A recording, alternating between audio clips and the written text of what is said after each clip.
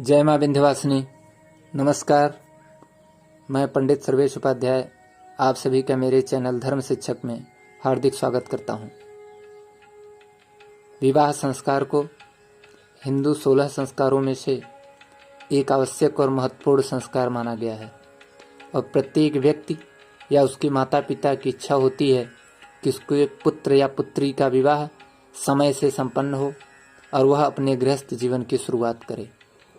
किंतु ऐसे भी बहुत सारे माता पिता हैं जो अपने पुत्र या पुत्री के विवाह को लेकर बहुत चिंतित रहते हैं, क्योंकि कभी कभी कुछ लोगों के विवाह में बहुत देरी का सामना करना पड़ता है। ऐसे लोगों के विवाह में जाने अनजाने में कई बार बहुत सारी बाधाएं आती रहती हैं, जिसके कारण उनका विवाह नहीं हो पाता है और ऐसी परिस्थिति उत्पन्न होने पर कई लोग निराश भी हो जाते हैं। तो आज के इस वीडियो में हम आपको बताने वाले हैं कि किन कारणों से विवाह में देरी होती है और किन उपायों के द्वारा आप उस समस्या को दूर कर सकते हैं। सबसे पहले, अगर किसी जातक के साथ ऐसा हो रहा है तो इसके माता पिता या जातक को चाहिए कि वह अपनी कुंडली किसी अच्छे ज्योतिषी को दिखाएं।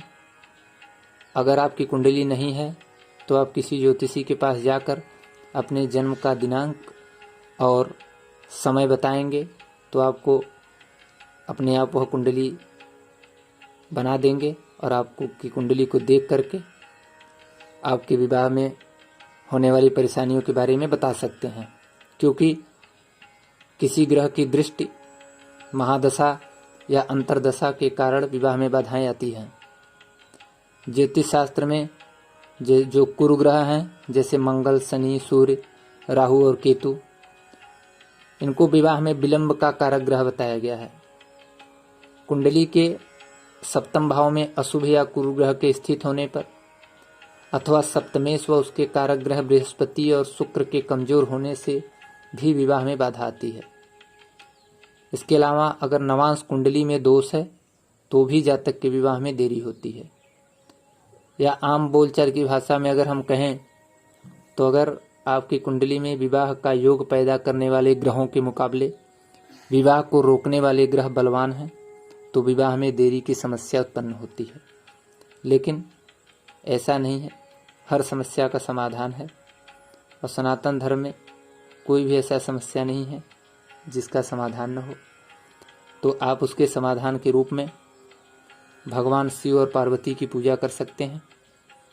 यदि लड़की के विवाह में विलंब हो रहा है तो उसे शिव पार्वती की पूजा आराधना करनी चाहिए और यह पूजा विशेषकर महाशिवरात्रि के दिन, सावन के सोमवार या सोमवार के दिन, साथ ही साथ 16 सोमवार के व्रत के रूप में आप कर सकते हैं।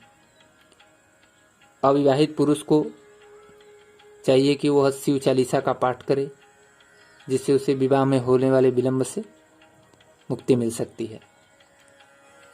बृहस्पतिवार के दिन पूजा करें, भगवान विष्णु की पूजा करें। यदि आप हो सके तो व्रत रहें बृहस्पतिवार का। अगर आप व्रत नहीं रह सकते हैं तो पूजन आराधना उस दिन अवश्य करें। साथ ही साथ आप पीला चंदन लगाएं या पीला तिलक लगाएं, पीले वस्त्र धारण करें गुरुवार के दिन और साथ ही पीले वस्तुओं का दान करें। केले के पेड़ पर नियमित घी का दीपक दिखाएं। अगर आप नियमित नहीं दिखा सकते हैं तो गुरुवार को अवश्य घी का दीपक जलाएं। ऐसा करने से आपके बृहस्पति ग्रह मजबूत होंगे और विवाह में जो आपकी बाधाएं आ रही हैं वह धीरे धीरे दूर होंगी।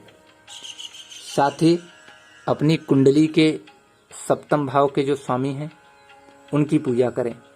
आप किसी ज्योतिषी से अगर आप दिखाएंगे कुंडली तो आपको बता देंगे कि आपके कुंडली के सप्तम भाव के स्वामी कौन है। और सप्तम से सप्तम यानी लग्न के स्वामी का भी आप पूजन करें, मंत्रों का जाप करें। अगर कोई क्रूर ग्रह है लग्न भाव में या सप्तम भाव में तो उनकी शांति कराएं। इसलिए सप्तमेश की पूजा करना आवश्यक है, क्योंकि विवाह के योग के लिए सबसे बड़े कारक सप्तमेश और लग्न के स्वामी माने गए हैं। साथ ही आप ओप्पल रत्न धारण कर सकते हैं। ओप्पल को शुक्र ग्रह का कारक माना जाता है। शुक्र ग्रह मजबूत करता उपल रत्न, और शुक्र ग्रह प्रेम व विवाह का कारक ग्रह माना जाता है। इसलिए इस रत्न को धारण करने से भी विवाह की समस्याएं समाप्त होती हैं, साथ ही विवाह के योग अतिशीघ्र बनने लगते हैं। 6 मुखी रुद्राक्ष भगवान कार्तिक का स्वरूप कहा गया है, और इसके धारण करने से भी विवाह संबंधी समस्याएं समाप्त हो जाती हैं।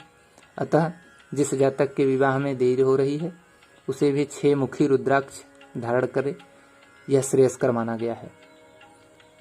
नवरात्र में माँ कात्यायनी की पूजा। माँ कात्यायनी देवी दुर्गा का छठा रूप है, और माँ कात्यायनी को ब्रजमंडल की अधिष्ठात्री देवी माना गया है।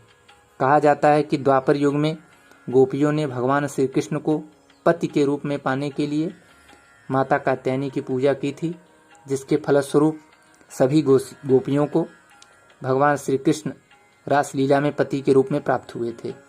इसलिए माँ कात्यायनी की पूजा करने से शादी से संबंधित मामले जैसे शीघ्र विवाह, प्रेम विवाह, मनचाहा विवाह जैसी सभी मनोकामनाएं पूरी होती हैं।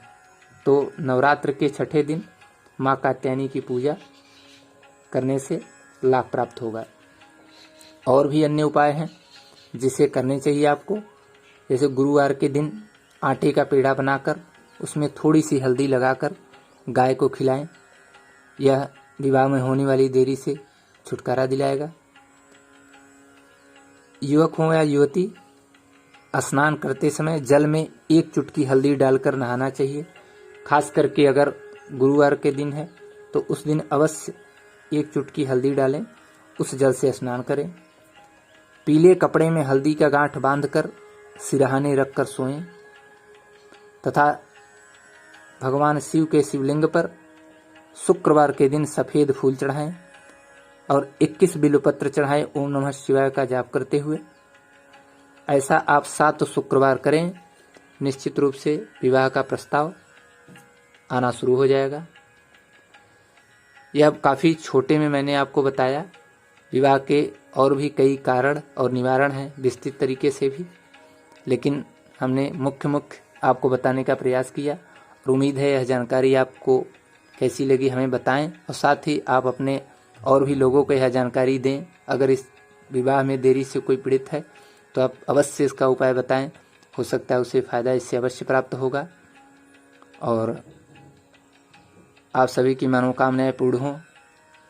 अगर आप किसी के युवक या युवती के शादी में देरी हो रही है तो अतिशीघ्र आपकी मनोकामनाएं पूरी हो। जय मां विंध्यवासिनी।